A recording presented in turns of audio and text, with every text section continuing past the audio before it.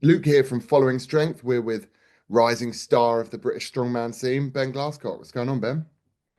Hey, how we doing? Yeah, good man. How are you? Where are you at? I'm good. I'm in the loft of an Airbnb up in Boroughbridge. I'm training at Giants Live HQ. Training today, training tomorrow.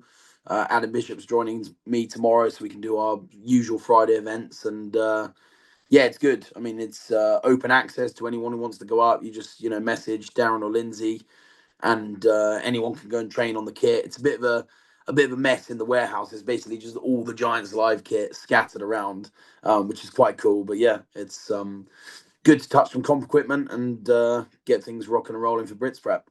I didn't realize that you guys got direct access to the actual kit before you turned up. Yeah, yeah, free access to anyone. I mean, I know some people come up like a couple of weeks before and get a few sessions on it, and it's yeah, open access to everyone. So I'm going to try and go 2 or 3 times before Brits. I think it's good to get on the specific stuff, especially when it is more niche equipment. Like not everyone has a car with a yoke inside of it to use. So I think it's good to go and get exposure on things like that. If it's simple events, maybe not, but these are a little bit more specific. Do you think it's going to have a real carryover to your Brits performance? I hope so. I mean, I would back myself in saying so, but I really hope so because yeah, it's time investment and stuff, but I think it's worthwhile figuring out bits of kit like that and just getting the exposure before the competition. Because if the first time you're touching it is competition floor, when you could have had the opportunity to do it before, like why wouldn't you? How are you feeling about Brits? It's what, 2 months away, and you got an auto invite this year rather than a reserve spot.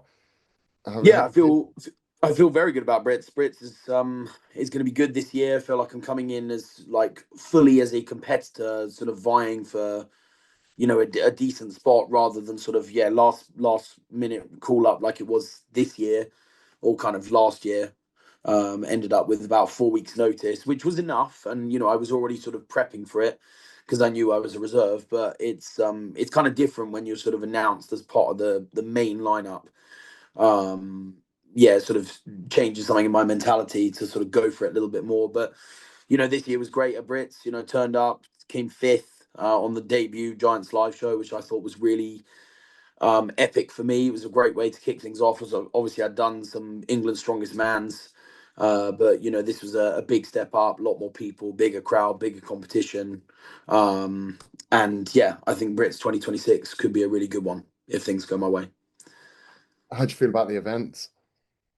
Yeah, pretty good. Like, they're not my best events on paper at all, but they are events that I don't want to shy away from progressing. It's important to get good at yoke as a strongman. You need to be able to do some bag tossing. But the overhead medley, the axle deadlift, and the power stairs are three pretty good events for me. But the thing is about this lineup for this Britain's Strongest Man, 2026 is it's such a strength in depth. Like I think Darren's chosen a set of events that favour nobody. So not one specific event favours anyone. You can't look at an Atlas Stone run and be like, right, Tom Stoltman, a loading medley and be like, right, Paddy. Um, so it's going to be very interesting in terms of strength and depth and sort of who slips up, who makes mistakes. But yeah, I think it's good to get some events that I needed work on to give me concerted effort to work on them. So. Are there any events you feel you're in contention for winning? Um, I think the overhead medley could be very good for me. My mobility sort of helps me out on things like a barbell press or an axle press, and then it's obviously dumbbells into barbell into dumbbell. And my dumbbell's pretty good as well. So I think that could be looking for hopefully a top spot, but it's again it's competitive. Everyone is good at these events, so it's really difficult to say. But yeah, I think that could be a really good one for me, and I'm hoping for a big score on the deadlift. I feel like my deadlift's in a very good place. How are the events chosen for a Giants Live? Do you guys get any say, or is it just, Darren picks them? I don't think so. I hope not. Otherwise, it could get skewed real quick. I think no. I think it comes from Darren's brain entirely. He just maps out the year. Obviously, there's some of them that are centralized around a record or big lift. So, like the log lift championships. Obviously, log is one of the max log is one of the events. the deadlift champs. Max deadlift is one of the events. And then with the others, it's just the kit that Giants has available, or you're gonna sort of look at events and not have them repeated at the next show. Like they're not going to do Wrecking Ball hold 3 shows in a row, so you can kind of sort of work out what it's going to be, unless Darren's cooking up a huge bit of equipment, a new bit of equipment, you can kind of have a sort of guess what it's going to be looking like. So the good thing about Giants Live is it is so standardized. You kind of know what you're going to get. Sometimes there's a wacky event. Sometimes there's a bit of a banana skin event like a bag toss or whatever. But other than that, it's very standardized. You're going to get, an overhead, a deadlift. It's going to end with power stairs or stones. And I quite like that. I think that's good. Absolutely, man. And how would you recap last year? Because we're coming to the end of 2025, a big year for you, kind of your first one maybe out at the front with everyone knowing your name. How's it all gone? Yeah. Yeah, it's really crazy. I'm going to do like an end of year recap, and I think it'll be quite mind blowing to myself as to what has happened this year because it's been big. Obviously, yeah, kicked it off with the fifth at Brits, which was crazy. That got me a reserve spot for Europe's Strongest Man, which was really cool. It didn't come through, but such is life. I had a really good push and prep. Ended up pulling 400 kilos for two, using that peak that I did for Europe's. And then obviously the next one after that was Royal Albert Hall in July, which was just awesome, like incredible venue, crazy competition, crazy lineup. And that was a really like deep end experience for me, but it was just awesome. Loved every moment of that. And then after that was England's Strongest Man, which was kind of bittersweet for me. Like I was really pleased with my performance overall, but it was a shame to come fourth. Um, but it was fourth in a really competitive lineup, and it's good to see that England has such a strength and depth. Picking this back up after a brief internet issue, Ben, carry on. You're telling us about England this year.